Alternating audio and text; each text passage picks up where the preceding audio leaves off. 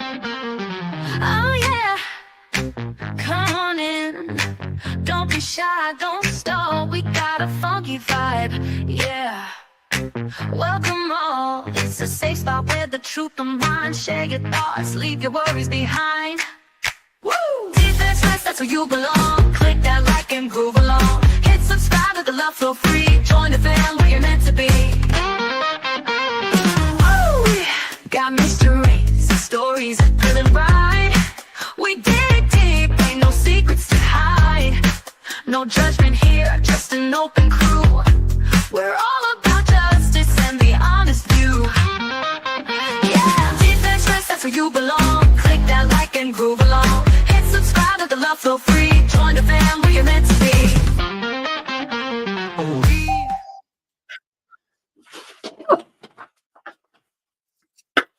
Good morning. Good morning. G'day. Hello. How you doing? Hey, River Dirty. I know. I cray. But that's why you love me. Hello, welcome to the Defence Rest. If it is your first time here, suffer in your jocks. If it's not, you have pretty much just nullified any future claims for psychological damage down the track. Okay? Because you know better.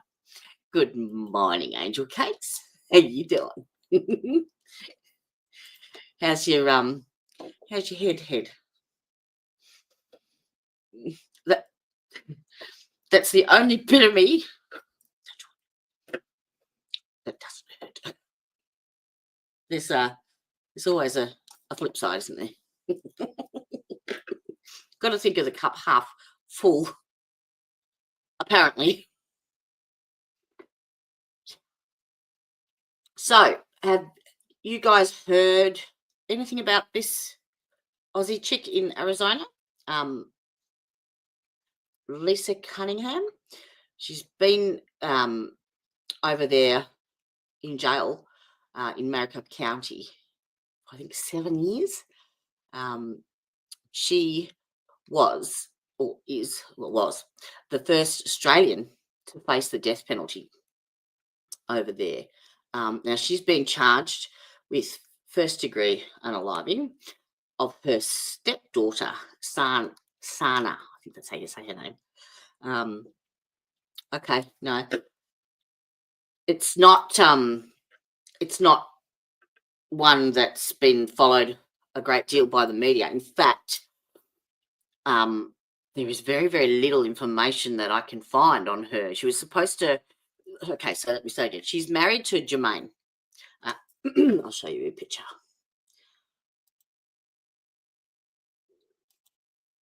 Oop, yeah, just the wrong button, dickhead.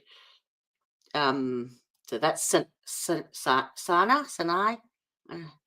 It's hard to say. Hey, Louise, how you going? Yes. They have taken the death penalty off the table now. Just so you know. But yeah, she was the first Australian to face the potential of DP. So she is married to Germayne, who, let me get his picture. There they are. And he had 2 children before they married, and I think she had 2, and then they had 2 together. Just move that. No, that doesn't do it. Just leave things be, Jodie. Don't touch. Oh shit! Now I've done it again. Where did it go? I think it's that one. No. Nope. Yeah, that'll do. I've lost it. I don't know where it's gone. Hey, Wild Aussie woman, how you going? No, it's not very well known. And so, because I've been keeping an eye on it for ages, she was supposed to go to trial a couple of days ago. And I even went on to As the Gavel Drops, because they are up to date on all of that stuff, and they have a link to her. Like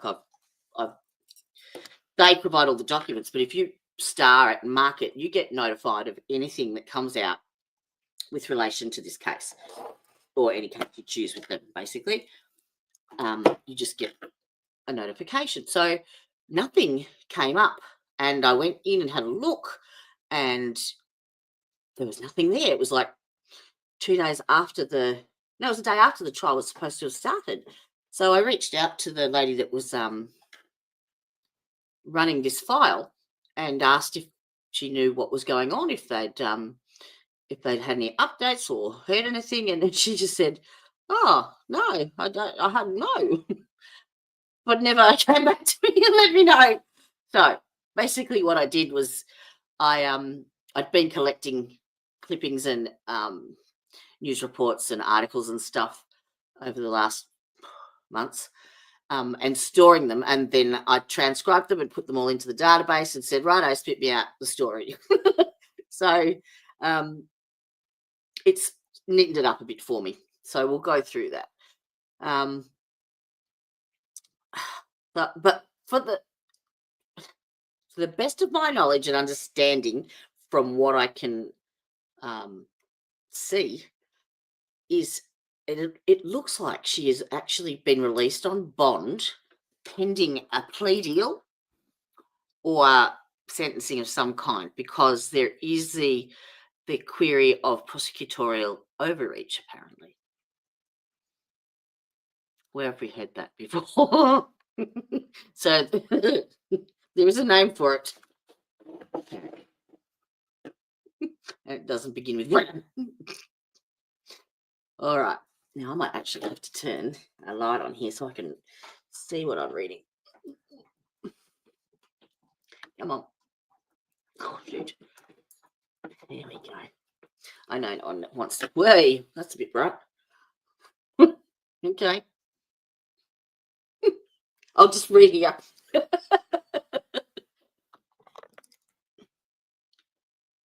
Yeah. Anyway, it's not really helping much. So buckle in, go and get you a cup of coffee, warm socks.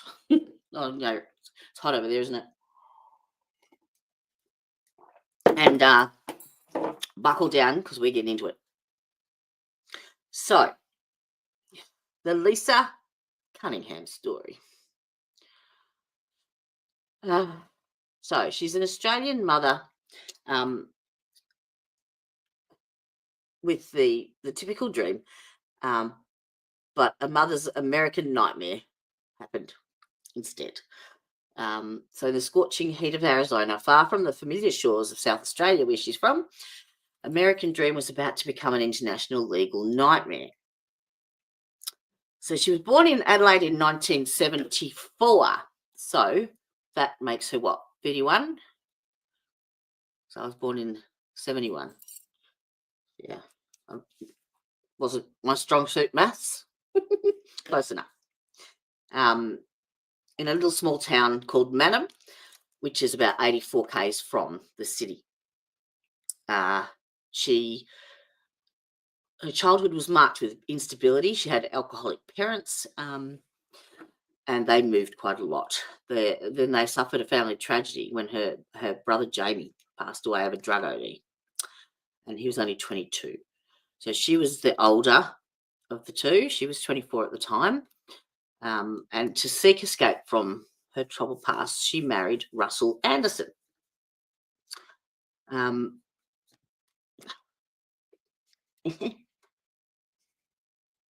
yeah.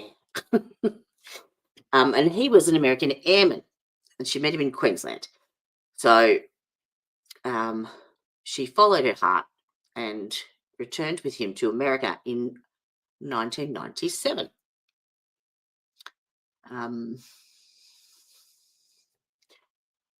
Geez, I need new glasses. Really do. Okay, so they settled in Arizona, and they had 2 children together. But unfortunately, their marriage crumbled, and she found herself trapped over there pretty much. He wouldn't allow her to return to Australia with her children or with their children.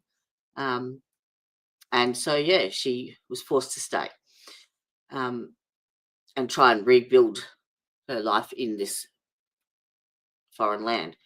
So, what's going on?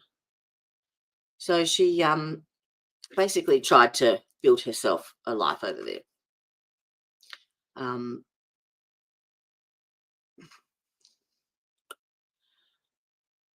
She actually got a job as a not a, I think it was a prison guard, but it was something to do with the prison system over there. And that's where she met Germayne. He was a Phoenix police detective, so he was often, obviously, in the jail.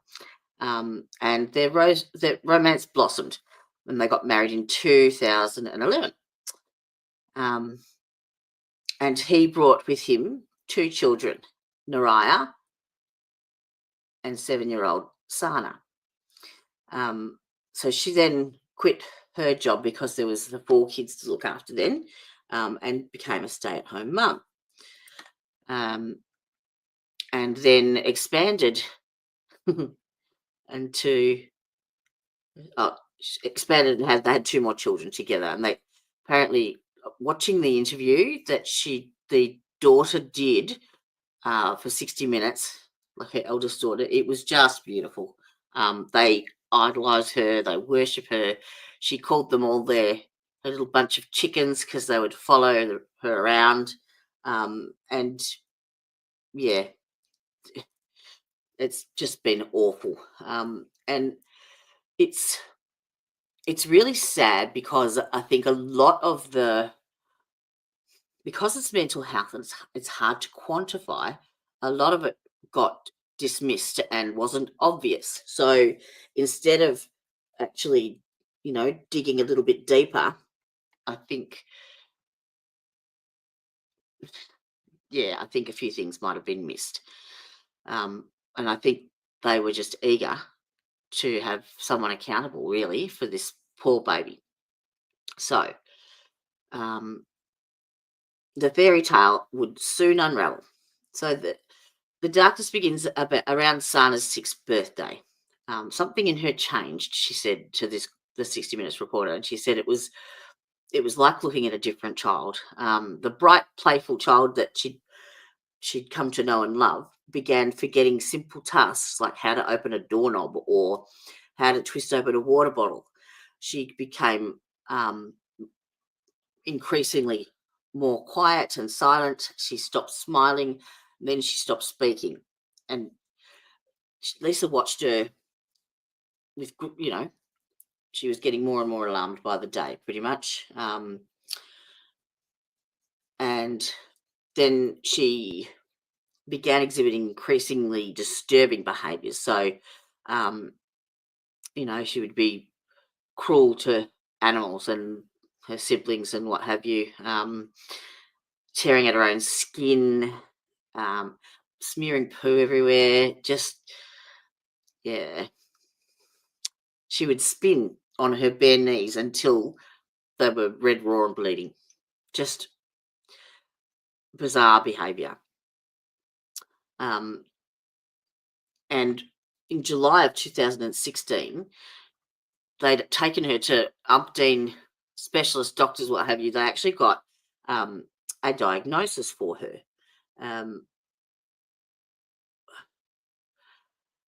So they diagnosed her with acute schizophrenia. 7-year-old, acute schizophrenia. Hey, Christine, how you doing, sweetheart? That would be really, really hard, especially going from a normal child and evolving into something that's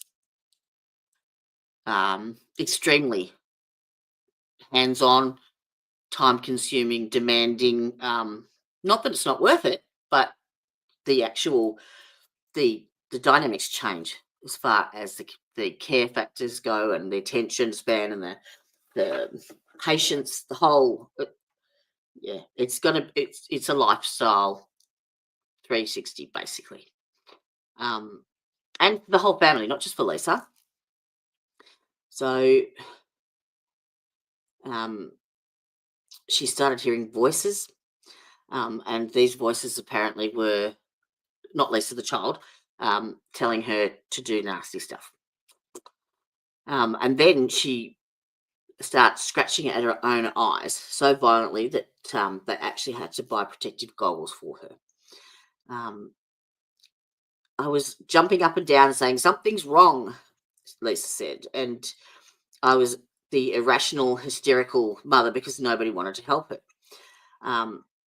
So their desperate search for help led them through a maze of medical appointments and treatments. In January 2017, just weeks before the tragedy struck, a doctor prescribed risperidone, which is a controversial adult antipsychotic medication. But he did it without personally evaluating Sanaa. And Lisa just watched helplessly as her stepdaughter became like a zombie after taking this drug. So on the morning of February the 11th, it would help if I actually showed you a different picture.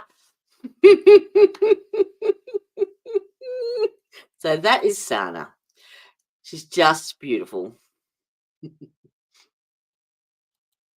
And so this is Lisa and Germayne.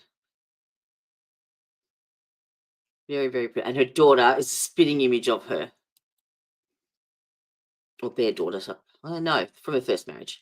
So this is Germayne. So they were both arrested and held.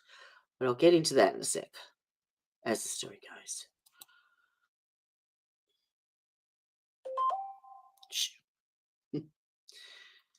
So that's Lisa.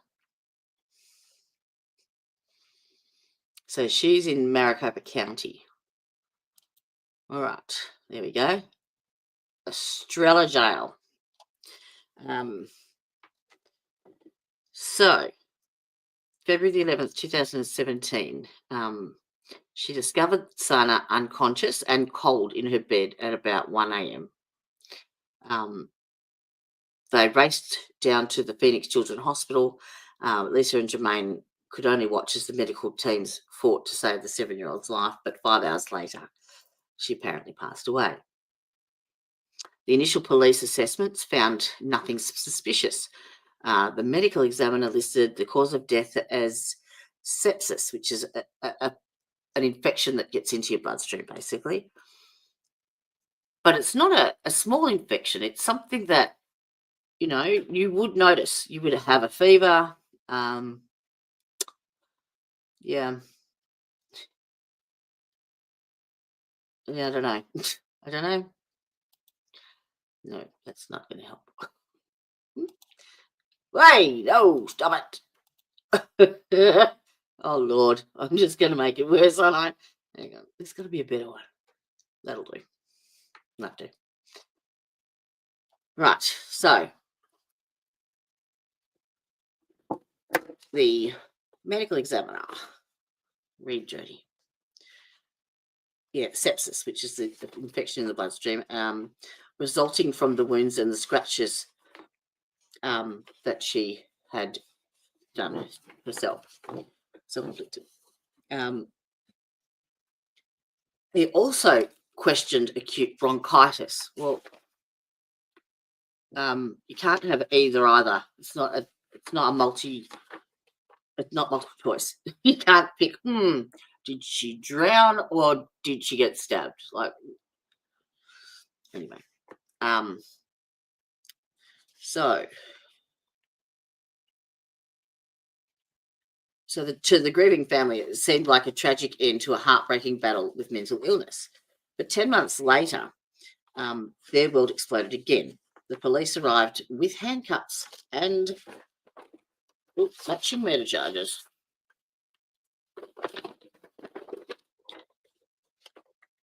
So, page 69 went from grief to horror, pretty much, as it would. Next picture. I forgot how many I put on this slide. There she is. I think that's all right. We'll leave it there.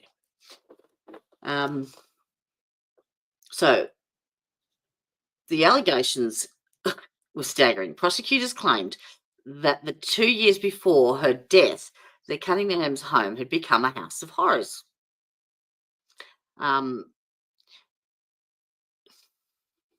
They accused Lisa and Germayne of restraining Sanaa. Sanaa, I don't know how I'm saying it right. It just sounds different with my accent. They accused both of them of zip tying her hands and making a makeshift straitjacket, pretty much. And they accused her of confining her to a retrofitted laundry room, garage, or backyard. So they can't even get their location details right.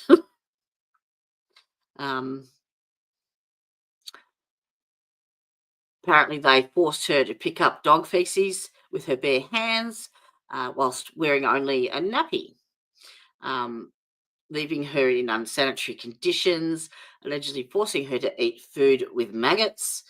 And the charges just were devastating because it went to first-degree felony murder and 10 counts of child abuse. So that's when Lisa became the first Australian woman in US history to face the death penalty. Actually, we can take that off. I'll put Sanaa back on. Just remove it. There we go. I know, we can watch.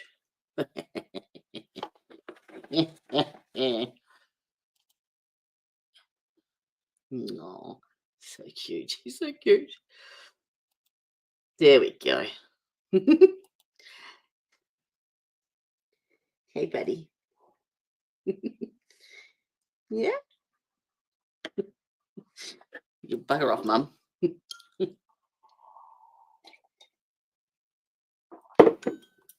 Okay.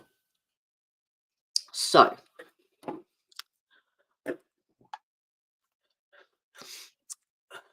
she spent 7 years of hell in maximum security prison wing of Australia Women's Jail, and treated as one of Arizona's most dangerous felons. 23 hours of the day was the solitary confinement. She was banned from contact with any of her children because of the child abuse charges. And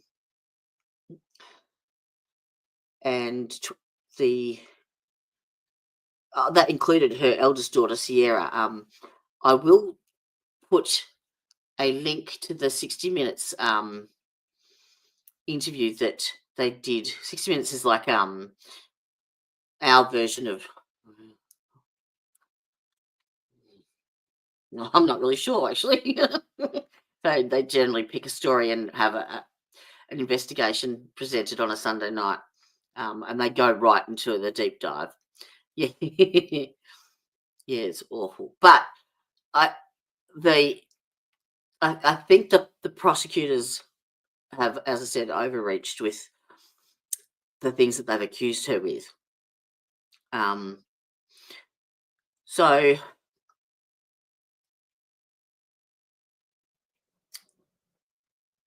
So the irony wasn't lost on her.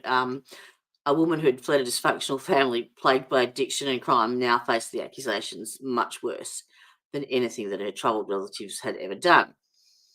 As the years dragged on, two starkly different narratives emerged.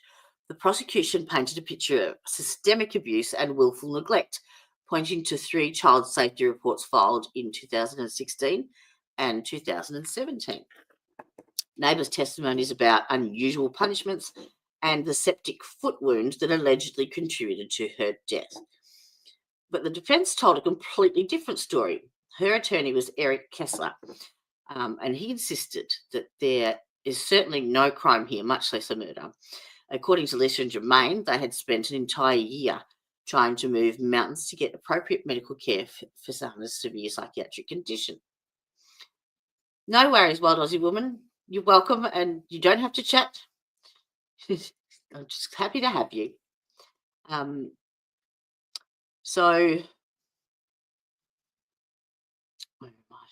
Yes, her attorney. And as far as the restraints were concerned, Lisa had explained that they were oversized sweaters to prevent Sanaa from scratching herself, which is a common symptom of schizophrenia, called formication. It's the feeling of things crawling on your skin. And I think what she did was she got the oversized sweaters and like tied a knot in the end of it so that her fingers couldn't come through. That's a restraint. Well, bugger me dead.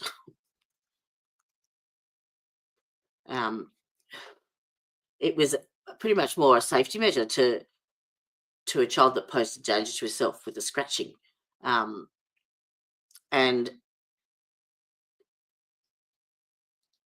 they claimed that they had failed any attempts to get her mental health treatment. Now, the international intervention. Whilst she was in jail, of course, the case caught the attention of the Australian government. So a lot of diplomatic channels approached with Australian officials expressing concern about the case and providing support for her defence. Multiple experts began reviewing the evidence and led into what Kessler described as a universal bafflement. All of our experts are just as flummoxed, there's a big word for the day, flummoxed, as the defence. All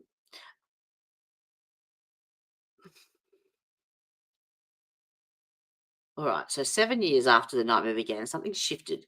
In March of this year, prosecutors quietly filed a withdrawal of their intent to seek the death penalty. The case was no longer a capital murder case, and a Maricopa County judge approved new release conditions, $500,000 bond and monitoring, allowing Lisa and Germayne to finally taste freedom as they awaited. After nearly a decade of investigation, expert review, and international scrutiny, the state's confidence in its case appeared to be crumbling. So it appears that there is clear prosecution. Appears to be a prosecution that overreached. The evidence seems it's all circumstantial. It's heavily dependent on interpretation of actions that could equally be acquired as desperate attempts to care for a severely mentally ill child. The initial police findings of nothing suspicious and the 10-month delay in filing the charges and the ultimate withdrawal of the DP all suggested that the prosecutional doubt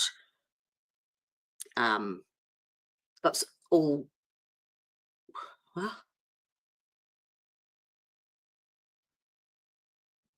well, it suggested obviously that the prosecutors doubted their strength of their case. Now, the tragedy of this poor child is undeniable.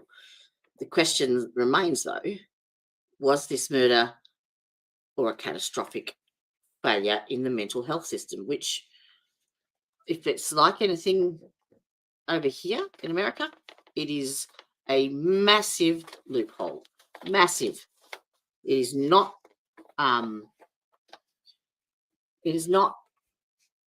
managed very well at all.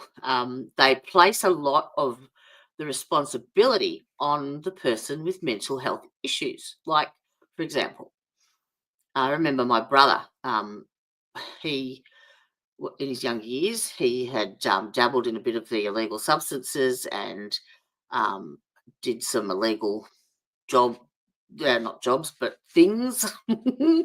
And he split up. It was like an avalanche of things. He split up with his long-term girlfriend at the time, and basically just stumbled into this negative place. And if anyone's been there, it's darn hard to climb out of and claw your way out of. So to actually be capable of making an appropriate appointment with an appropriate person, and B, following through on that is extremely difficult.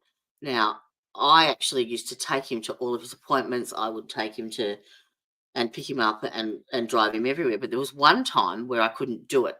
And because he didn't attend the appointment of his own recognizances, the psychiatrist basically said, well, if he's not prepared to attend and participate, then he can't be part of the program. Now, that for me was just the worst thing that he could have done. Like, if you consider yourself an expert in mental health, you should know that that's not an easy task for them, especially when they'd only just started medication and things hadn't settled down. So to put that much reliance on, as I said, someone who is mentally unwell is unfair, and it's like anything. It'll probably never change, but it is a massive loophole. So the severity of her acute schizophrenia was huge, like it was massive. She was having hallucinations, she was exhibiting self-harm, and all of that created reasonable doubt about whether the Cunningham's actions were abusive or desperate attempts to care for her. So there's still an uncertain future with her, but she has, I believe, been released on bond with the ankle monitor. Let's hope she doesn't go down to Kentucky, because apparently down there ankle monitors are fodder for other things.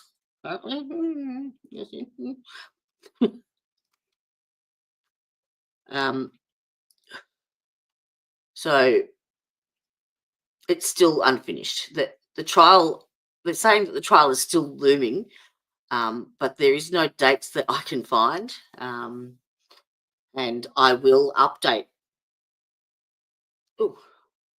I will update if anything. I can find anything anyway. If anything evolves in the near future. But it appears like they're either going to start some plea negotiations for either less charges or potential acquittal. There is a huge amount of multiple defence experts that Australian government has involved, and hopefully that might unravel the prosecution's enthusiasm. So I'm not actually sure what happened to the other children, because they were both jailed. So there would have been, I think, at least 4 minors. There was not much information at all. If anyone finds any, please tag me in it, upload it to drop a link in Discord, or you've got my email address. Reach out and let me know.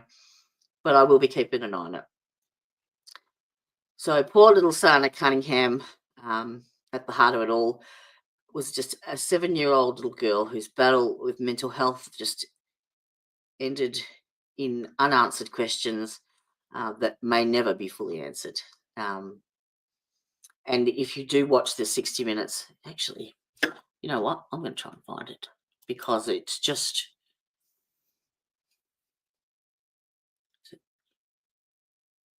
Where is my history? I was a bit concerned about sharing it because of, like, there it is. I I put up a short, I don't know if anyone saw it this afternoon. It was just of a black bear that some ladies, no, older ladies, came out to their back porch and found this this bear in her spa and recorded it. And I thought it was so cute because the bear was just, it was playing with the chlorine holder and then it started chewing it, and it was just a bit of fun. And I uploaded it and put it up as a short, just as a quick, few minute snippet. I got a copyright for it. Like, what the fuck, really? It wasn't a strike, but like, it seems every little thing YouTube is just really jumping on, which I thought was ridiculous, but hey, that's just me. So I will actually play this because, no, darling, you can, it is worth a watch, and it does explain it way, way, way better than me. Trust me. Stop there. Oh, Christine's just gone live. I haven't followed.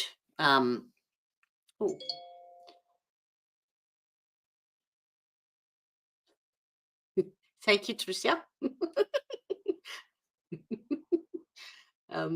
Now, what was I looking at? That one.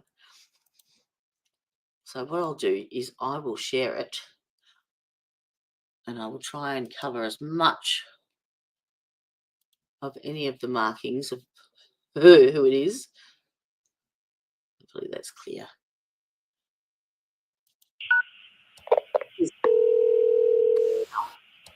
This interview is being monitored and recorded. The Sheriff's Office reserves the right to end the interview if matters of safety and security of the facility are being discussed. Do you guys understand? Absolutely. Yeah. Okay, thank you. So this Lisa, is Lisa. It's Matt Doran from the Sunday Night program. How are you? Hi, sir. How are you? I'm very well. Thank you very, very much for taking my call. How are you holding up in there? It's not been a good experience. It's not a nice place to be. I'm speaking to Adelaide-born mother of 6, Lisa Cunningham, who's inside the maximum security wing at Estrella Women's Jail in Arizona. Behind the barbed wire and brick, she's facing death by lethal injection, charged with the murder of her 7-year-old stepdaughter. I don't know where Sanaa. that photo came from. Lisa, you are the first Australian woman in US history to be facing the death penalty. I mean, how is that sitting with you? Does it even feel real? No, it doesn't feel really. It feels shocking. I'm gutted for my kids. I'm devastated for my family. Our children have always been the most important thing, and they will always be the most important thing. This is the first time Lisa has spoken publicly since she and her husband, Germayne, Sanaa's biological father, were arrested and charged with first-degree murder. Former police officer Germayne and Lisa Cunningham on death row, facing the death penalty. Lisa's defence, there was never any crime. There was no murder. There was no murder. There was no homicide. She died from pneumonia. As you'll see, there are two very different versions of what has led Lisa to the doorstep of death row. I'm not going to bet my client's life. So you're saying that this was a mistake? That's correct. Her supporters say little Sanaa was the victim of a devastating mental illness and severe health problems, and Lisa's pleas for help fell on deaf ears. One of the worst cases of miscarriage of justice that I have experienced in my practice. Lisa's not a criminal. She's a mother. She's a good mother. But others will argue in court this Aussie mum is guilty of the cruel neglect and callous murder of her sick child. That child should not be dead. Something in the room stinks. And the fingers are all pointing in a particular direction. There is something else you could have done to save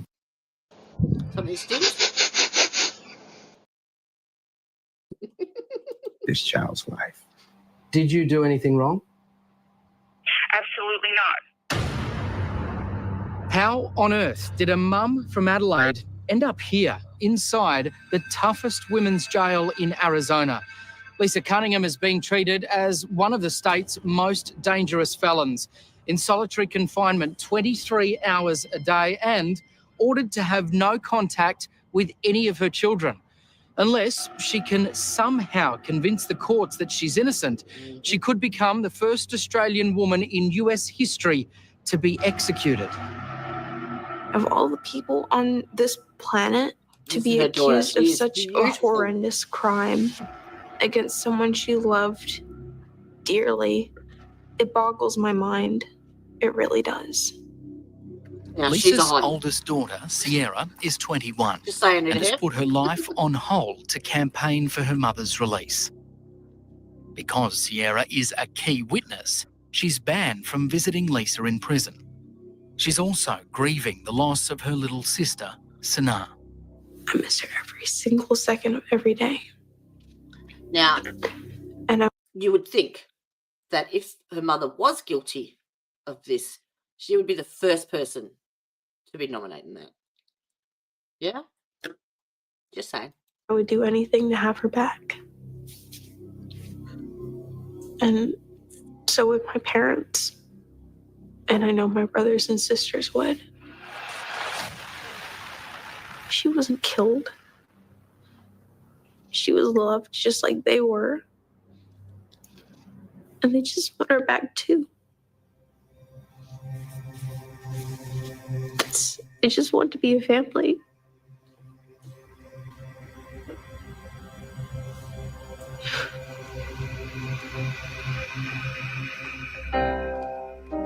What sort of mum is Lisa? She is the kind of mom where anything she know you want, she would do that and then double it. Because her family was like a low-income family.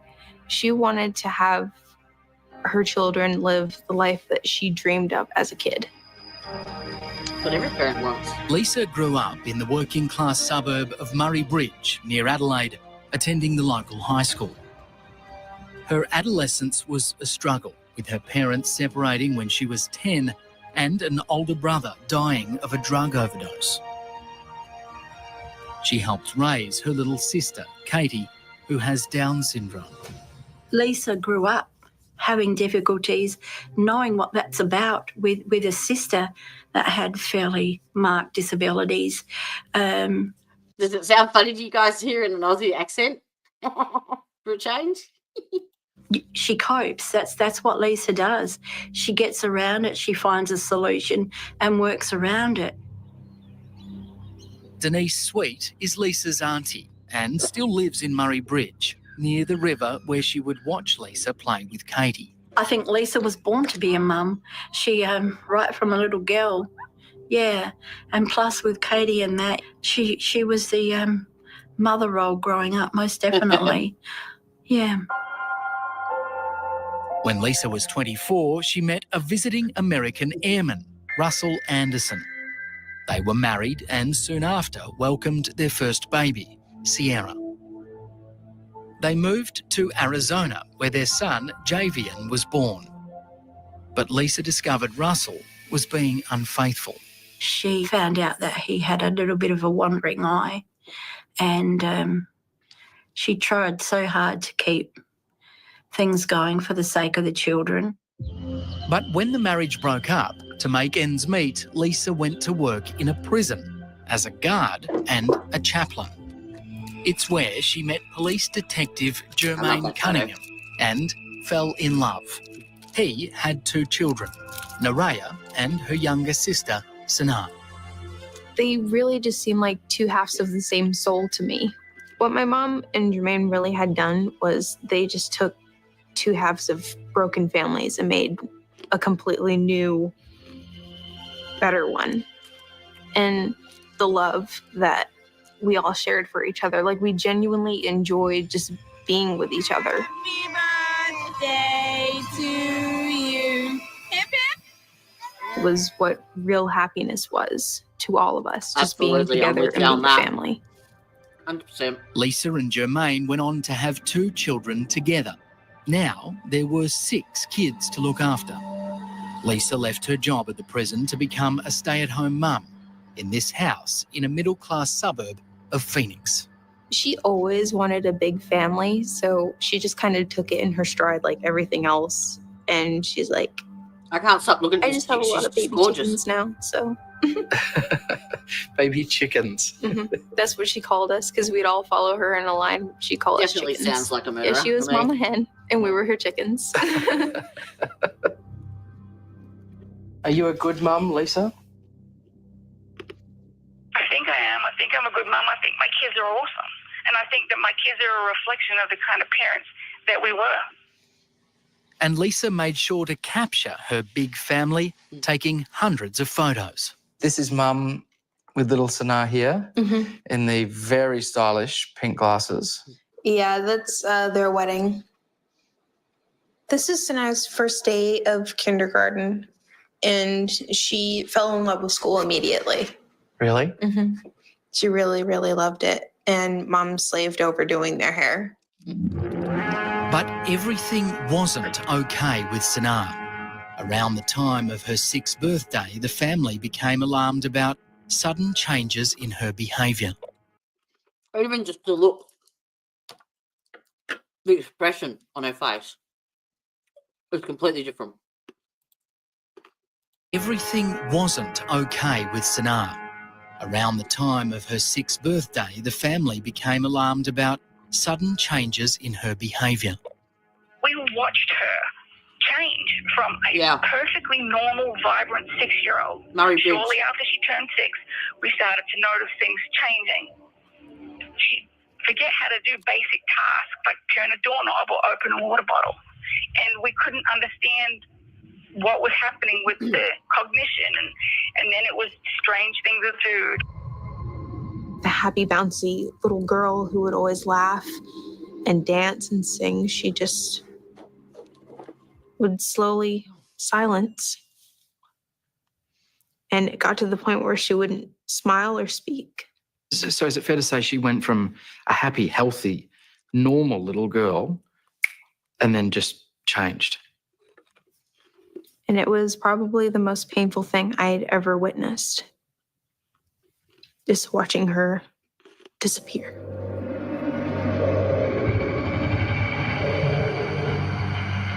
In July 2016, Sanaa is diagnosed with acute No, she was living in Phoenix, Arizona when this happened. She's married to Germayne. But Lisa is from Adelaide, in Australia. schizophrenia. Lisa and Germayne say she is tearing at her skin and hearing voices urging her to kill. The couple insist they are doing all they can under the watchful eye of child safety authorities. Social workers visit the home twice. Normally for schizophrenia, though, I think that the drug of choice is over here. It's lithium, but it takes a long time for therapeutic levels to be reached in the bloodstream and to get the right amount of meds. I have heard of Risperdal, but I don't think the drug of choice over here. For 10 months, the state of Arizona was in our house watching her decline. They called the doctors. They knew what was going on. They supported us. Keep going, Lisa. Don't give up. Find treatment. Find the right doctor. It's going to happen. You guys are going to bring this little girl back. But as Sanaa's health goes from bad to worse, suspicions will soon be raised about... It looks like she's got a terrible, terrible environment. Really? whether Lisa and Germayne are really the loving parents they claim to be. How much did she mean to you, Lisa? Same as all the rest of the kids. Which is what? What was she to you? How much did you love her? Did you love her? Of course I loved her. I adored her. I adore all the children. Loved them all the same. In late 2016, Adelaide mother Lisa Cunningham is living in suburban Phoenix, Arizona with her husband Germayne and their 6 children. Being a mum is a role she loves. It's the best thing in the world. It's the only thing I feel like, I was born to do. We had a full house. It was noisy, it was loud, it was crazy. But the joys of motherhood are being tested. Lisa's 6-year-old stepdaughter Sanaa has been diagnosed with acute schizophrenia. According to her older sister Sierra, she's a danger to herself and others. Like, we couldn't really even leave her alone with the younger kids. Why? Because her behavior was so kind of hard to gauge. Was that a real concern that Sanaa may hurt one of the other children? Mm-hmm. She had actually hurt one of the family dogs at one point. In the last few months of 2016, Sanaa's behaviour rapidly deteriorates. Sanaa would urinate and defecate on the floor. She would do it in her bedroom. She would do it in her bed. She would do it wherever she could, and then she would smear it.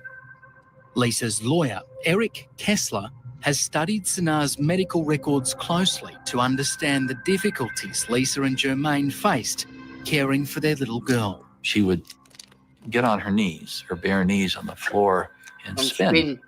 Continuously spin until the skin on her knees rubbed off.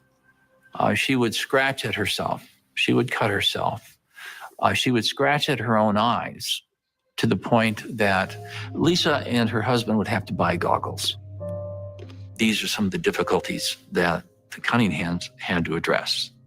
And exactly how the Cunninghams address Sanaa's many health problems will soon come under scrutiny. These neighbours recall being asked to help punish Sanaa by allowing her to pick up dog droppings in their backyard. They said that she was just being bad, and they had little chihuahuas, little small dogs over there, and they asked, could she come over here and clean up big dog poop because it wasn't enough punishment for her to pick up the little dog poop, and that was strange. Well, it was not uncommon for any of the children to have to go out and police the backyard and clean up after the dog. That's not an unusual event. I agree with you. I don't have an issue with that, but I feel like it leaps into a whole different space if you take a little girl to a neighbour's yard and stand over her while she is ordered to pick up pit bull feces. Right. If that were true, but I'm unaware of it.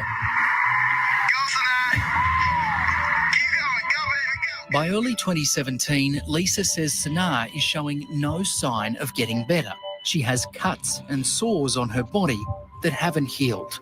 Lisa says she doesn't know what to do or where to turn next. We were jumping up and down saying something's wrong. Her quality of life is changing. Her behaviour is changing. Her personality is changing. They gave us things to sedate her so that the effects were not known. I come from a country where I want to know why the behaviour is changing. And I was irrational and I was hysterical with these people because you can't give me a bottle of pills and tell me to take my 6-year-old home so she sleeps for 20 hours a day. So, did you hear that wording? You can't give me a bottle of pills and let me take my 6-year-old home. That speaks volumes. She's forgotten how to use a toilet. How is that? All of the hysteria and the chaos and the emotional damage occurred while we were losing her and nobody would help us. Yeah, My parents did everything they possibly could to protect her. Everything. I don't really have words to convey the kind of pain I felt watching that. I don't know, Louise. It was her stepdaughter, so it was Germayne's. He had 2 daughters from a previous relationship, so I don't know what that side of the family history, if there was anything at all. You just got a sense you were losing her? And it was terrifying. And so far, nothing is working. In January, a psychiatrist prescribes a controversial adult antipsychotic medicine called Risperdal. It happens to be that that doctor didn't, at least according to the medical records, did not personally evaluate the child. The doctor who prescribed that drug? Right. Didn't even examine the child? That's my understanding. Yeah. That's what the records show. And then not long after the drug was administered to Sanaa, Sanaa began to have additional physical problems. She became zombie-like. By Friday, February 10, 2017, Lisa says Sanaa appears to be coming down with the flu. One of the side effects of Risperdal is... Lisa is the mother the stepmother who's on trial, or was on trial, Lisa Cunningham. The daughter is Sanaa, who was 7 years old when she was diagnosed with acute schizophrenia. Pneumonia. So on the Friday afternoon, I called her psychiatrist twice to say she had a runny nose, she was a little off, and was no alarm the raised by bronchitis, her doctor. the medical examiner's report. The flu-like symptoms continue all Saturday and into the evening. I put the kids to bed around 9 or 10. When I put everybody to bed, Sanaa showed no symptoms of being in a crisis. But hours later, at around 1 a.m. on the Sunday morning, Lisa discovers Sanaa unconscious in her bed. She's rushed to hospital. 5 hours later, Sanaa dies. The cause of death, sepsis, an infection in her bloodstream, possibly the result of her wounds or acute bronchitis. I had to bury a child. We had to bury her because nobody took it seriously. Nobody took it seriously when she began to be schizophrenic. Nobody took it seriously because everybody said it was unusual, it was rare. They still diagnosed her with it. They still gave us Risperdal, one of the most dangerous antipsychotic drugs you can buy. They still gave it to us for a 6-year-old. And then when she died from symptoms of Risperdal, we killed her. It makes no sense. Nobody was murdered here. Nobody was killed and nobody was abused. And at first, that's how authorities view Sanaa's death. Nothing suspicious. But several months later, police decide to take a closer look. What they find ends with Lisa and Germayne facing the death penalty. Their other children removed from the home and placed in care. Well, there you go. What's been the impact on your family? Our family's been destroyed. I can't see any of them. Sorry. All right, take a I minute. think the reporter actually breaks down here too. It's awful. I'm sorry. Give me 1 second. You can't get that reaction when you've got a bad mother. So At first, there is nothing suspicious about the death of Sanaa Cunningham. A blood infection and pneumonia the likely cause. But questions are being raised about whether her stepmother, Lisa, and her father, Germayne, have done enough for Sanaa. Don't tell me that you did all you can do. Something in the room stinks. And the fingers are all pointing in a particular direction. And the Bible says, make a joyful noise unto the Lord. Bishop Kwesi Smith led the funeral service for Sanaa. He's also the lawyer for her biological mother, Sylvia Norwood. You could have had this child institutionalized, put in medical facility where she examined all day, but instead, 1 second. She was left to defecate on herself, eat dog hair, eat food. Sorry, it's even as a lawyer, it's touchy. It's touchy. Eat food with maggots on it out of a trash can, straight jacketed virtually and tied to a water container in a laundry room.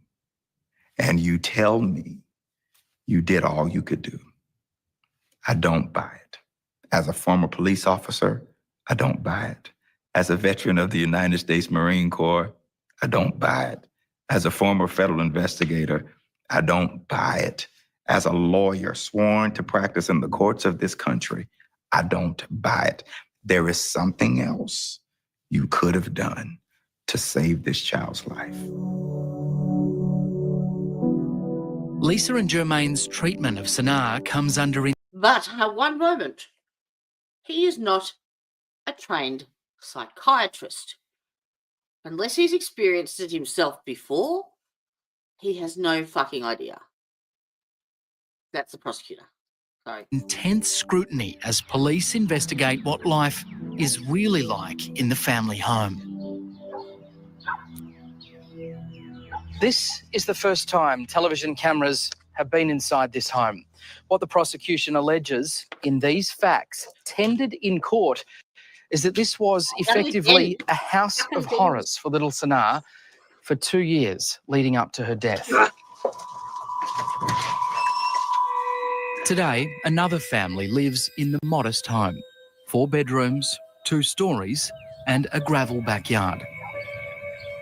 Police say it was June or July 2016 when neighbours noticed Sanaa out here in this backyard for hours, raking rocks and picking up dog faeces with her bare hands, wearing only a diaper. Well, she was probably told to put gloves on and didn't do it. The kids did help clean up after the pets. The kids did help pull weeds. The kids did help with dishes. They helped. They weren't tasked with things. They helped. During the same time frame, police allege Germayne and Lisa were forcibly restraining Sanaa using zip ties and handcuffs. She was never in restraint. Never. The prosecution have made that up. They found zip ties in our trash. They built a theory because that's what they do. Sounds familiar? The prosecution facts allege that when Sanaa was not bound in the garage, she was confined here, the laundry room, which police say had been retrofitted to house her. It's claimed that Lisa and Germayne would bind Sanaa's arms by putting a men's long-sleeve shirt on her and tying the arms behind her back. We've never had a straitjacket. I don't really know. So I wore an oversized sweater to bed so she didn't scratch. Exactly. One of the symptoms of schizophrenia 100%. is called pruritus, and it's the feeling of scratching or things crawling on you. So she wore an oversized sweater to bed, so even if she tried to scratch... If this woman didn't care, she wouldn't know anything about the drug, the disease, nothing. She would just be, and she wouldn't be as angry and as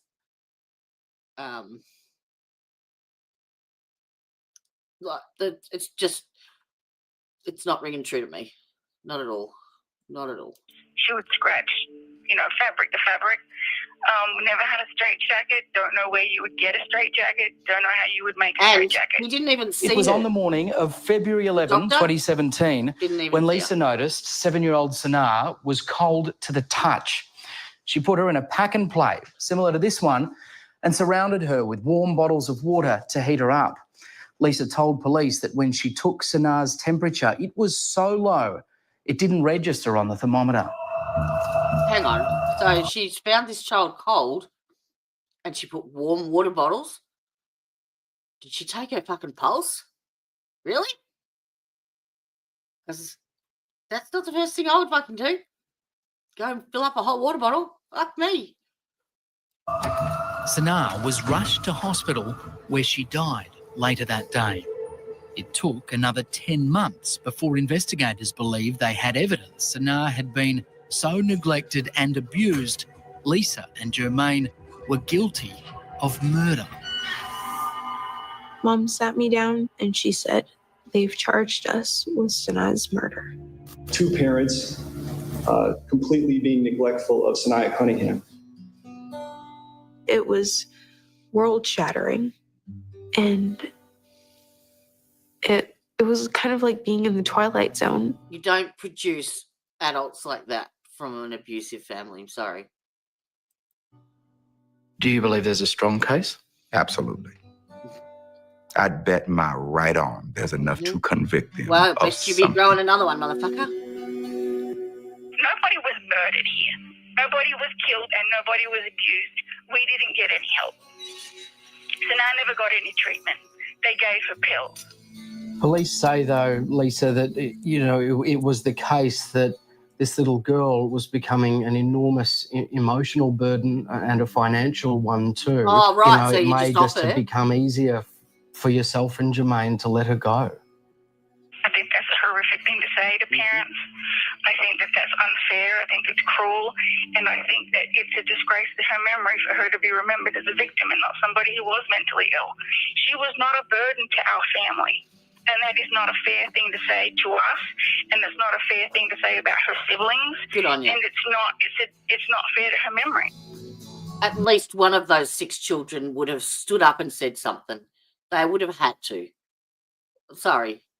Just looking at her daughter in this interview, if she thought for a second that her mother was doing something like that, I have no doubt in my mind that she wouldn't be speaking up. Just saying. But prosecutors argue the fairest thing to Sanaa, the ultimate act of love, would have been to put her in the care of people properly trained to look after her. Why wasn't she relinquished Really? to the state to look after her? If the Cunninghams had been told that this is the appropriate treatment, this child needs to go into an inpatient facility, they would have placed her there. But if you've got a child, Eric, who is, in your words, gouging at her own eyes, spinning around to the point where she's tearing the skin of her knees off, do you need to be told? Not knowing what the condition is, all the Cunninghams could do is seek medical advice on how to deal with these symptoms, and that's what they did. Look to me. I'm walking. I don't know what I'm doing. Aussie mum Lisa Cunningham is behind bars in Arizona's toughest women's jail.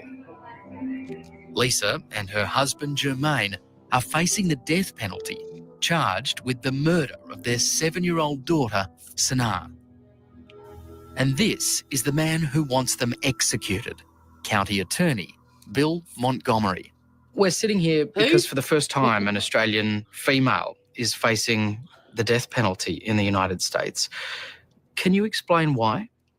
Well, what I can do is, because I'm prohibited by ethical rules from talking about this specific case because we're actively prosecuting it, what I can tell you in this case is that the state did file a notice of intent to seek the death penalty against the 2 defendants.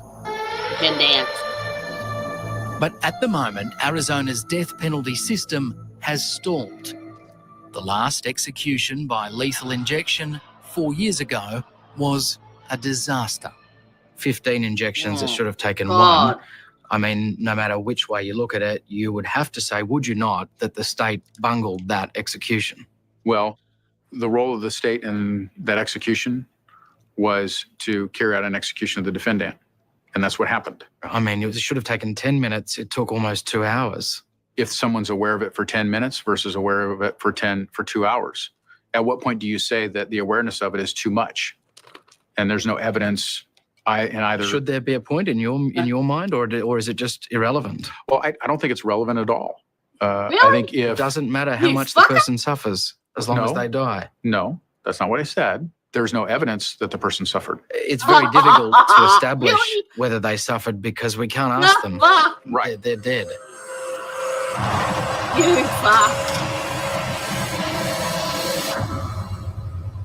Behind this wall is Arizona's death row compound. Inside is a collection of some of the worst humans this state has produced. Murderers, rapists, pedophiles, and serial killers. Now, if prosecutors get their way, Adelaide mum, Lisa Cunningham, could end up here too. She would be marched through this iron gate, through to the holding cells, to what they call Housing Unit 9, or in other words, the death chamber. This is the room where Lisa Cunningham would die. The prisoner is laid out on a bed with mechanical arms supporting her or him. They're strapped down, and then the drugs are administered. Usually the first drug administered, at least historically, has been done so for the purpose of putting the inmate to sleep, just in a deep sleep. and then subsequent drugs are administered to actually stop the inmate from breathing, and the inmate essentially suffocates. Happy birthday, dear Gabriel. Lisa Cunningham is not on death row yet, but if she's found guilty and prosecutors have their way, it's where she'll end up. But Lisa has a fear worse than death. Never again being able to see her children. Look at those teeth. Oh, and the pirate eye. I love it when you do a pirate eye. Well, Say cheese. the last time you didn't like the pirate eye. Not every single picture we take. How much hope do you have, Lisa, that you'll see them again? I can never stop hoping that. I can never stop hoping that. They would kill me. That would be worse than any injection. Never seeing them again. How realistic, Lisa, do you think the prospect of the death penalty is?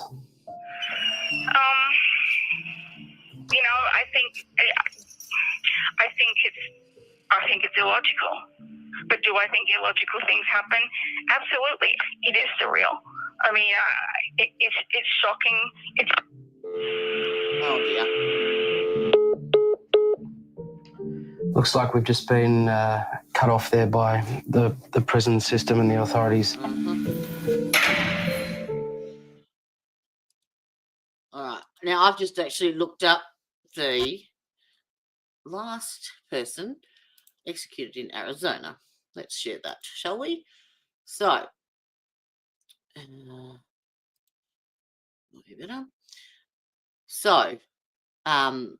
apparently Clarence Dixon, who was 66, was put to death by lethal injection on May the 11th, 2014.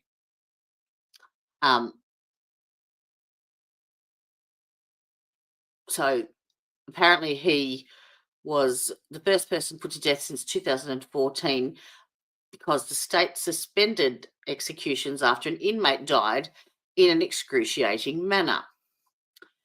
All right, so what happened to this? So the man was Joseph Wood. And according to this, Arizona Central, he snorted and gasped for air for nearly 2 hours as his lawyers attempted to reach Arizona judges and halt the execution. The manner of his death led to lawsuits and a suspension of executions. It required the state to adopt a new lethal injection cocktail and go through a lengthy process to provide approved drugs. I think I remember back when we had Stephen Gosney on, because he is like the death penalty guru.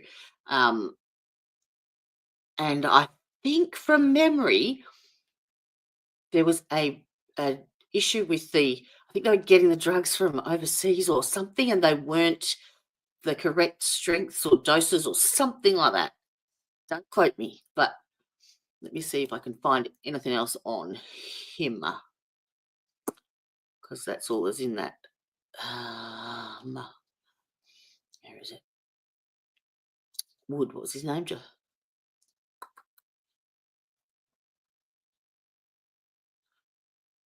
is it?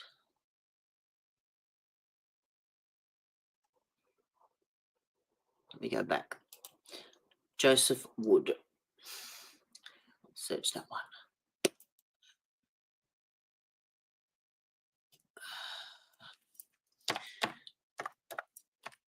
Joseph Wood.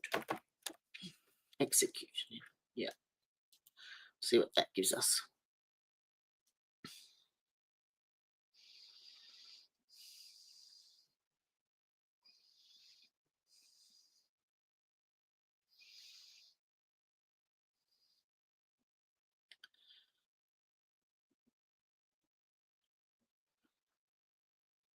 All right, let's have a look at this.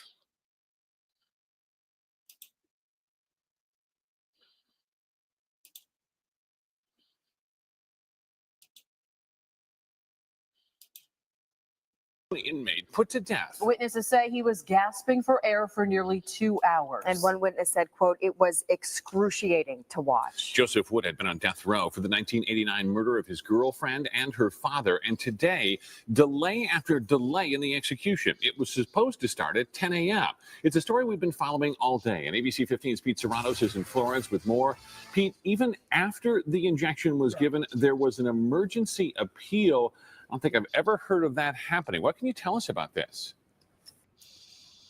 Yes, Steve, that's exactly what happened. And I took a look at that emergency appeal, and it's because he was snorting and gasping for air for more than an hour, and he was sedated around 1:52 p.m. and was pronounced dead at 3:49 p.m. And these executions usually take between 5 to 18 minutes. But that's exactly what witnesses told us when they came out after this execution. That's when we walked back in at 4 p.m. They said he was gasping for air for more than an hour and a half. And of course, this comes on this back and forth that we've seen the past few days with the Ninth Circuit Court of Appeals in favor of what his defense lawyers, Joseph Wood, his defense lawyer said was a violation of his First Amendment rights, not knowing exactly what would be in the drugs that would be used to kill him. Of course, the U.S. Supreme Court reversed that yesterday. And then today we had the back and forth again with the Arizona Supreme Court wanting to move forward with this execution. But then that last minute appeal by his lawyers asking, for more time, saying that he had an inadequate defense team the first time around. But right now we want to show you a soundbite from his sister. Now, the sister, of Debbie Deese. That was the victim in this, and she's the daughter of Gene Deese. Those were the two victims that were killed by Joseph Wood. Here's what she had to say, saying that this wasn't excruciating for her. So everybody here, from what I heard, said it was excruciating. You don't know what excruciating is. What's excruciating is seeing your dad lying there in a pool of blood, seeing your sister lying there in a pool of blood. So as you can see, a much different take for Jeannie Brown, very emotional there. And this is also comes on the heels, you guys, of a similar case in Ohio where a man was gasping for breath for around 26 minutes. So, of course, there's still a lot of, that's where this controversy stems from, guys. And coming up at 6, we're going to give you some more of that press conference, emotional press conference from the sister and daughter of this victim, guys. Yeah, certainly going to fuel the debate, too. We had the Oklahoma case where the drugs weren't working. They finally pulled him off, and the guy dies of a heart attack there. So certainly some work to be done here in terms of carrying out executions like this. Thanks so much, Pete. We did get a statement from one of Wood's attorneys calling this an experiment to carry out. I don't know. I was talking about this the other day. Midazolam is a beautiful drug, absolutely beautiful. And I was talking about it with Tanya, actually, because they use it it's a good drug because it causes memory loss. They use it a lot in palliative care with morphine, and the two together are just like, if you want someone to drift off to sleep and die peacefully, that's what you give them. Now, midazolam is in the same family as like your temazepams, your diazepam, so it's similar in it's a relaxant, but it also causes you to have no recollection. So if you've ever had a gastroscopy or a colonoscopy, they use midazolam in that because they want you to be you actually comply, like they call it twilight sedation. So you can still hear them, you talk to them, you do what they'll say, roll onto your side, lift your knee up, or whatever. You do all that. You just don't remember it after. So that is a fantastic drug to be used in. Obviously, they've mixed midazolam with morphine. Basically, that's the standard. I've given it many times. And yeah, it's normally for palliative care. You can overdose on it, which is it's not, how do you explain? Like there's been times where I've known that if I gave another dose of morphine and midazolam, that the muscle relaxants in that would decrease the respirations so they would stop, they would eventually cease. And ultimately, if they're palliative, that's what you want. Yeah, I would never, ever withhold that thinking that, you know, oh, if I give it, they might die, because they're going to anyway. And the best thing you can do is give them a dignified death, in my opinion. But it's very difficult to know, especially if you're not in palliative care, what dose you would need to achieve that.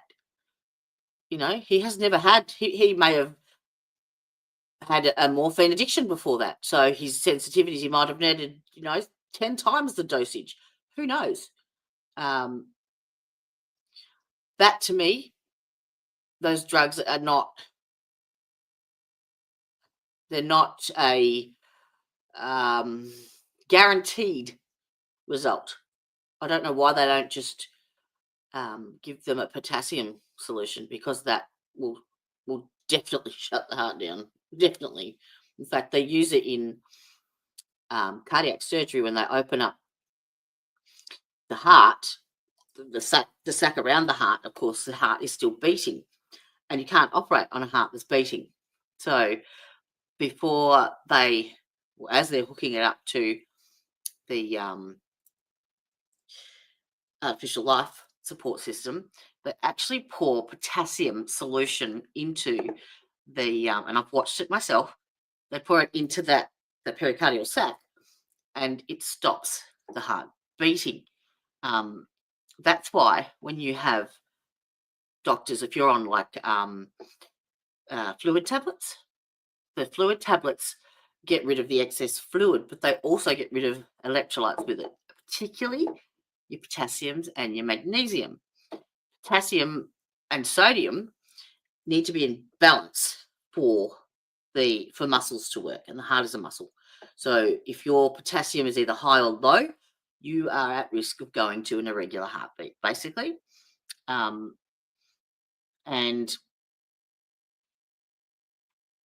yeah,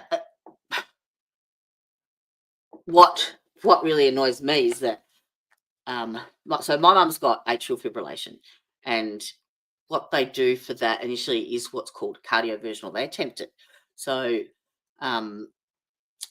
what they do is they basically shock the heart to try and get it back into a normal rhythm. And of course, there's two key concepts going whilst the heart is beating. There is the mechanical concept and there's the electrical concept. That's why if you'll take an ECG that measures the electrical conduction of the heart. So there is a flow. You've got the two atria at the top, the two chambers, and you've got the two ventricles at the bottom. And when you go boom, boom in one heartbeat, that first boom is the top two contracting together. The second one is the bottom two contracting together. And they're supposed to work in synchronization. And the actual electric current flows down and back up again. So that gives you your beep beep on the ECG.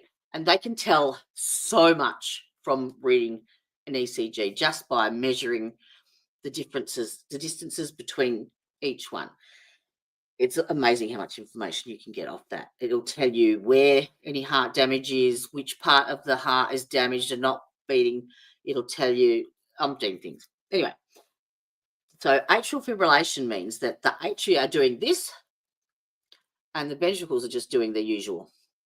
So you get backflow and you don't get a good cardiac output. By that I mean the atria push the blood. If they're working together, they push the blood into the ventricles, and a valve, one-way valve, stops it from backflowing, and that ventricle fills up and pushes it out to the lungs or the body. If you've got something like this going on, then it's only going to half fill. And so you get like stagnant water in a pond type of thing. And that's where you run into issues with blood clotting. So if anyone's got atrial fibrillation, they will always be on blood thinners to prevent that. But what happened with my mum was she was in atrial fibrillation and they decided to do this cardioversion, but they didn't check her potassium levels beforehand. They'd done the blood test because I've seen them, and her potassium was so low, there was no way that that would have worked in the first place because there wasn't enough potassium. You have to have it in balance for that to work, and they're idiots. But I see you will, it's hard to explain. You don't recall any of it, absolutely none of it, because of this drug. I guarantee you would have been talking with them. You would have been doing exactly what they said to you on the table for both of them. I swear to God. Midazolam has that effect. It completely wipes your memory, and then you go, you'll wake up and say, well, come on, have you done me yet? And you won't have remembered the last half hour at all. Completely gone. Execution that failed today in our state. He goes on to say Arizona appears to have joined several other states who have been responsible for an entirely preventable horror of a bungled execution. The public should hold its officials responsible and demand to make this process more transparent. Oh, okay. Glad I waited for that. She didn't meet the physical attributes of what I was looking for. And the reason I know all this, my darling, is I actually am not registered anymore, but I have a bachelor's degree in applied health science in nursing. And I worked in acute surgical, in coronary care and in intensive care when I was working. But got diagnosed with arthritis and that wasn't conducive to nursing. So yeah. I haven't worked since 2017 now. So trust me, you were given them and you have no recollection, and that's the whole idea. I wouldn't mind actually looking up why they use this choice of drugs and why they don't use something that is like guaranteed. Let me see if I can find anything else on this. Time, BBC News.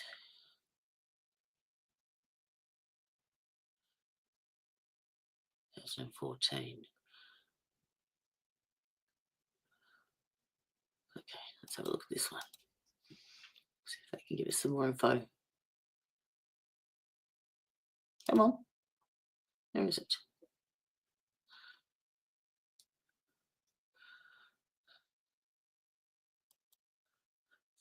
All right, Tucson killers. Share screen. Share. Stage.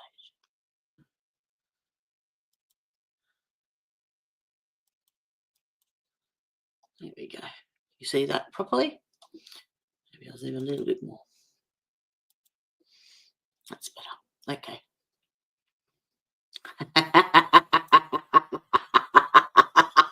I am 200% serious, my darling. 200. Yep, you ask her. You ask her what midazolam does. Yep. You are completely compliant with everything they say. They'll say, get up on the table, put your knee to your chest, rah, rah, rah. You'll do it. No worries. You just don't remember it. All right, so. Oh, dear. Oh, that looks. Oh. Ah.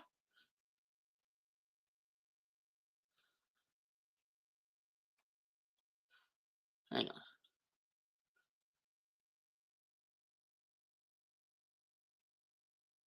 Yeah, right person. So he's Tucson fire paramedics wheel suspect Joseph Wood to an ambulance after he was shot by a Tucson police officer at the scene. Okay, so that was when he was arrested. All right.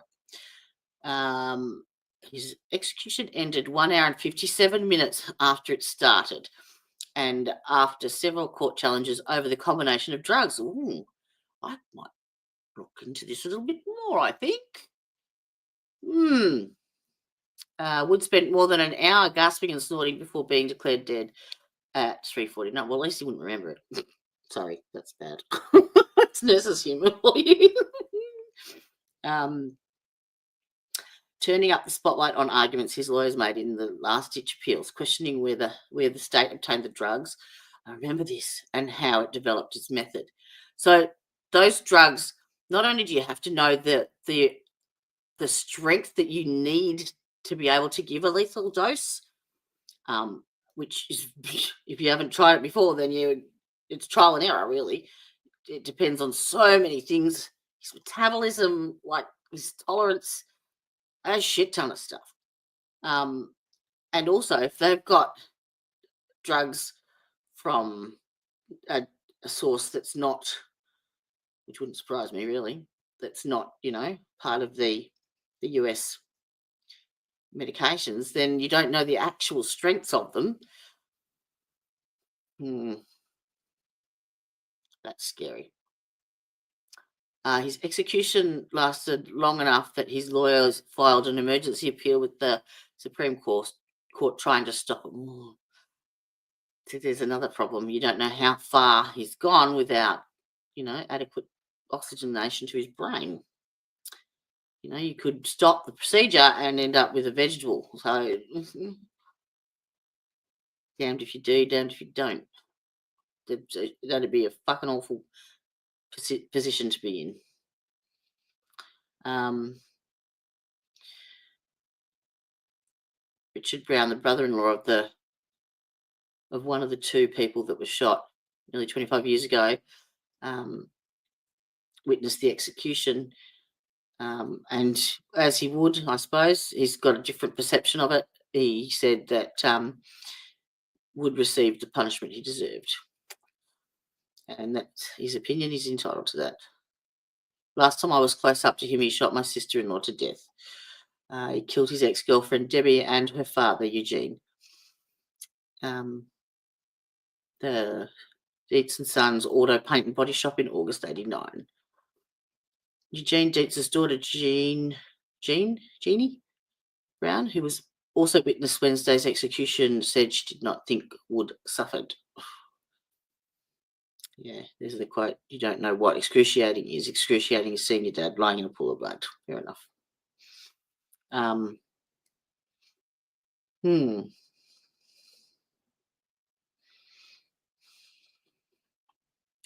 The 55-year-old Wood looked at the family members of his victims as he delivered his final words, saying he was thankful for Jesus Christ as his saviour. At one point, he smiled at them, which angered the family. I take comfort knowing today my pain stops, and I said a prayer that on this or any other day you may find peace in all of your hearts, and may God forgive you all. Really? After the prison medical staff inserted the IV. See, that's the other problem. I think from memory too, when we were talking to Steve Gosney, who is an appellate lawyer on the death penalty in Florida, he said something about there is some clause or some rule, law, whatever. If you're a doctor or a medical profession, you have signed an oath to save lives and not end them. And so apparently they can't be part of this process, not even by putting in an IV.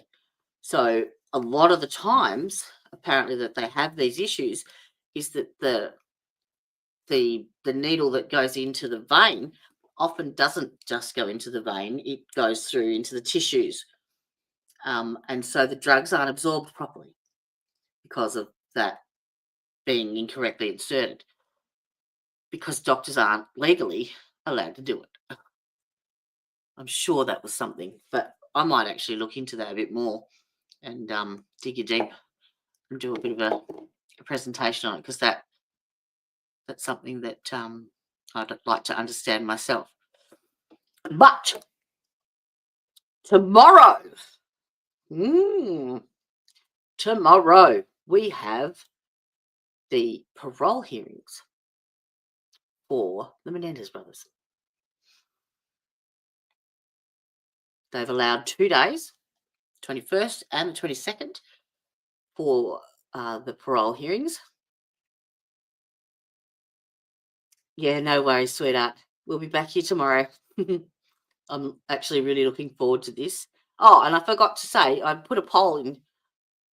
So if you could check that out and have a vote on your way out, that'd be awesome. I forgot to mention it completely. I'm a dickhead. What can I say? I haven't found out what time that is as yet. That's my next job. And I will post the thumbnail up ready. But I'm really looking forward to that. What's the time? 1:30. I wonder.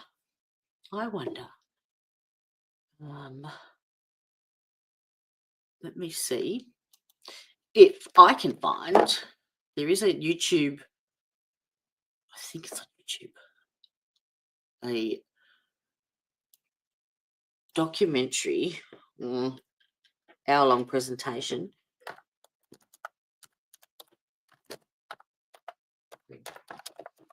of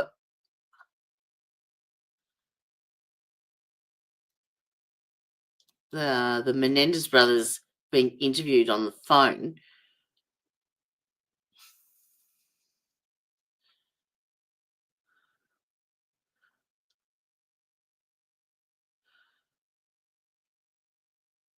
Oh, this is today. Okay. How long does that go for? No, I don't want Facebook. I want YouTube. Thank you. I want more than a minute. Okay, let's have a look at this. This is their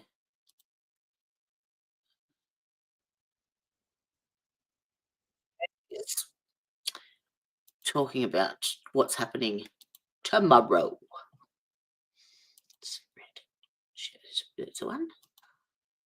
Okay. Let's go. Is that right? No. Is that Brian Enton? The case, Mark. First of all, what do they plan to say? I'm assuming you guys have been sort of crafting this, figuring this out. What will they say? Yes, I agree. Look, a parole hearing in California is basically conducted by the very experienced, very kind of intuitive and insightful people who try to get to the bottom of whether or not somebody has done the kind of work that they're supposed to do or that you would want them to do, number one. And number two, insight into the crime. In this case, I think what you're going to see on Thursday with Eric is you will see a lot of discussion about the programs that he's instituted, not the least of which is the hospice program, which he pioneered in California and is kind of a template. And then I think when you get to Lyle on Friday, you're going to hear about the Green Space program. You're going to hear them answer a lot of questions. I mean, this is a back and forth. It's interactive. They're doing it over 2 days because they're doing Eric tomorrow and Lyle Friday. The parole board today, I saw where they actually characterized it, or the Department of Corrections characterized it, I thought accurately, when they said it's a conversation. Every one of these parole hearings that I've ever done, it's basically the lawyer is kind of off to the side where the board of parole people have a conversation with the inmate. They're going to be assisted in both of these hearings by Heidi Rummel, who is spectacular, probably one of the best, if not the best, at in the game on this. And I think what you won't see it, Brian, because my understanding is there's only going to be a pool reporter in there, and what you will witness, tweet, or hear about as it goes along is what their answers are to questions that you would expect. And then a lot of the questions, I've never attended one of these where there weren't questions that I didn't quite expect. Then there will be the presence with a different DA each day, deputy DA. They don't technically ask questions directly. Generally what happens is they'll give a question to a parole board member, and then if they want, the parole board can ask the question of the inmate. But it's a very interactive experience. It's very robust. And they make, and something people don't realize, So I don't think there's cameras. the parole board members that day will retire, deliberate, and make a decision each day. Yeah, that's what I was going to ask you. I am going to go. I'm going to go. It's the prisons outside San Diego, so I'll be on the outside. And you mentioned the way it works. There's a reporter inside sending information out, and we're not allowed to report that information until the hearing is over. So will they make a decision, like they just basically go and consider and then come back right away? They deliberate, and then do they show up like an hour later? How does it work? Well, it's similar. I always say it's similar to a jury. You never know, except generally it's always been my experience that it's the same day. And you don't know how long it'll take. I remember doing one in San Quentin many years ago, and I was there until 7 or 8 o'clock at night. There was kind of a back and forth amongst the parole board members. So I would expect a decision on both of them separately, sequentially, and hopefully it'll be a decision that gives them their freedom after almost 36 years. My question is there a chance that one of the guys could get out and the other one will not get parole? Because Eric has sort of been the more sympathetic figure, it seems, at least with the public. God, I hate to even dignify that. I don't think you asked that question. I think that's Dusty in your ear. So the answer to that is theoretically yes. Practically and on the merits, it shouldn't happen. But they are separate. They're being judged separately. I have spent, I can't tell you how much time with both of them. They each are fascinating, intriguing, and deserving of getting parole. So that's my answer. They both should be out. Well, we'll see what happens. I'll see you in California for the hearings at the end of the week. Chris McCombs back tomorrow. Thank you very much, Mark. Thank you for watching. California. All right. Well, I have some research to do. I'm going to try and find someone somewhere that might be. I might actually have to share, like instead of watching the hearing, we can watch my Twitter account. Because that's where things will be happening, unless Court TV is doing like they often have a thumbnail up and they just use the chat to fill us in. I will do some research. Hey, Fidela's mum, how you doing, sweet? I will be doing some research in the next couple of hours so that I can find out what I can bring you. Because I'm buggered if I'm waiting all day. That's just no. That's not going to happen. I'm too impatient for that shit. way too impatient. What's that?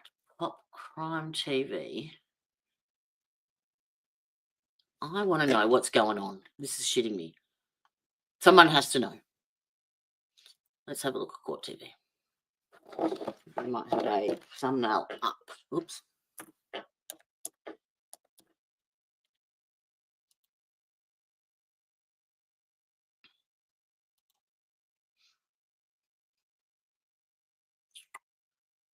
Delphi.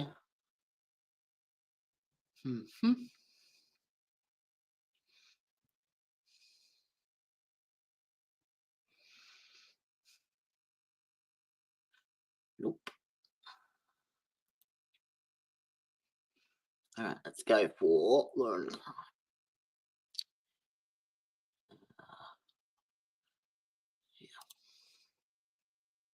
Does anybody know the local California TV network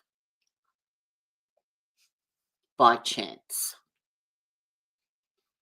I wonder if the trial TV has it.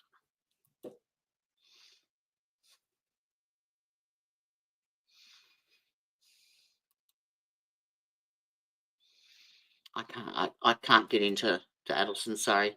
I just can't. Oh, apparently there's a heap of there's more 600 files just dropped in the Koberger case, which is on my list of to do. God, there isn't even a playlist. Come on, you guys. All right, someone's got to have it. She says.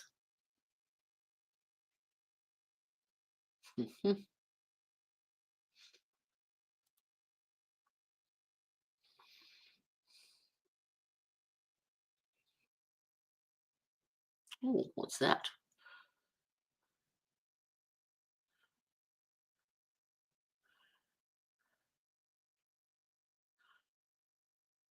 I can't even see their names on there. For goodness sake. It's the Menendez brothers, people. Court TV. It was your first goddamn trial that you ever had. Come on. I will say this. I do agree that Commonwealth can, their legal advice to the grand jury and the grand jury deliberations do not have to be transcribed. But whatever was said. Yeah, they're trying to hold the psych evaluations of Mickey Steins back and not let them come into court proceedings.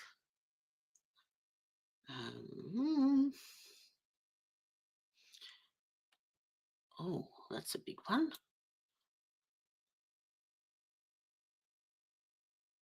That might have a bit more information on it.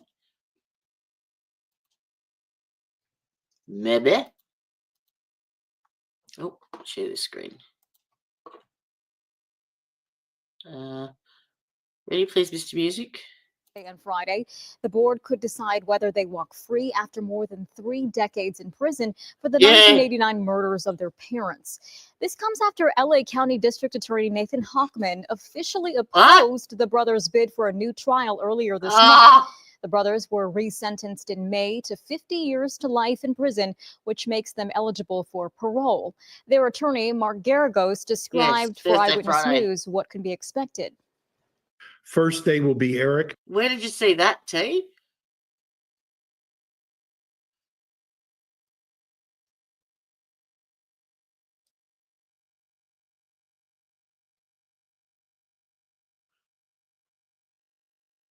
I wonder if Recovery Addict has a media pool feed. I wonder. Oh, what did you do? You're sending me. Hang on. Oh, I typed a message back to you ages ago and I didn't send it. It's sitting in. Sorry. I didn't press send. Whoops.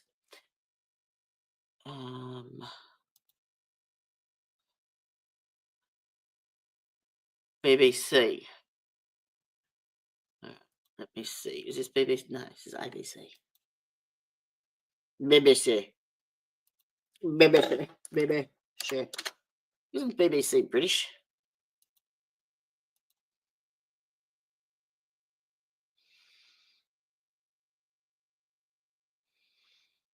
I don't see any BBC. All right, let me go back to do the searching here. BBC. Menendez. Parole.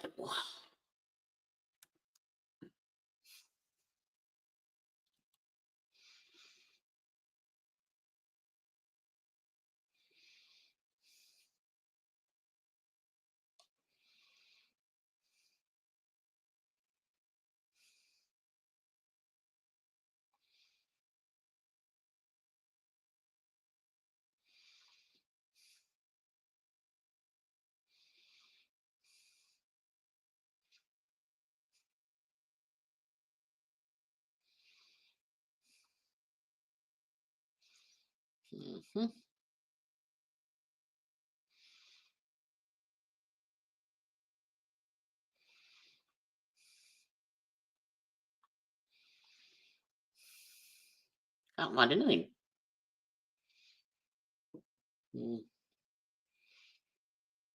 All right. I'm going to have to take some time and research that, I think.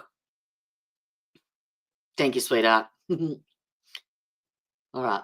I will keep you posted. Have no fear. All right, darlings. What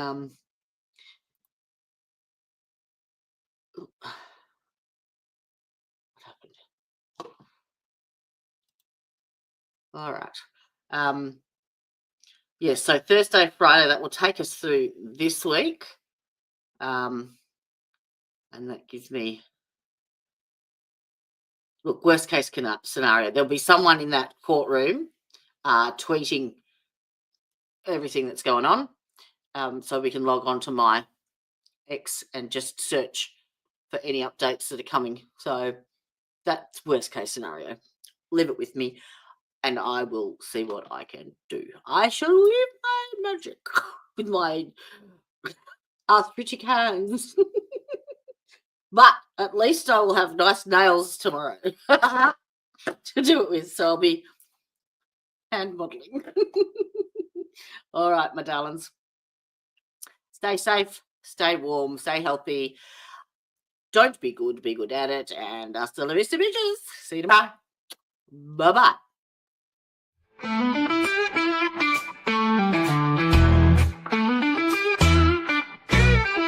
Hey there, thanks for stopping in. We hope you will join us again. We all look forward to next time. We get to talk about true crime. Clues. Justice served in an honest fight.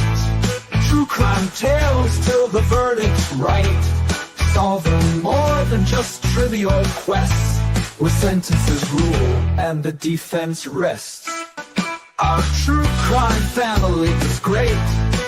All types of topics we debate. Smash that like and ring that bell. Hit subscribe, you might as well.